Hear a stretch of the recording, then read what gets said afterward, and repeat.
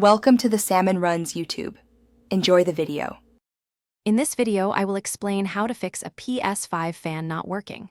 First, always power down your console completely before beginning any maintenance. Disconnect all cables from the PlayStation 5, including power and HDMI, ensuring no power supply remains. Place your console on a clean, well-lit surface. Gently remove the two white side plates, lifting from the corners to expose the inner components.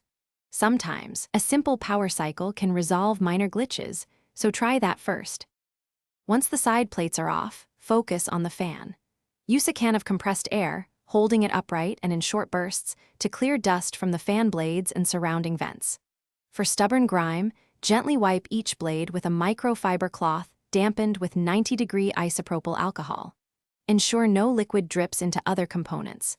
Carefully inspect the entire fan area for any visible debris or lint buildup that might be obstructing its rotation. This step often resolves common issues. Beyond just dust, foreign objects can also prevent your fan from working. Carefully examine the fan area and around its housing for any visible foreign objects like hair, pet fur, or small pieces of plastic.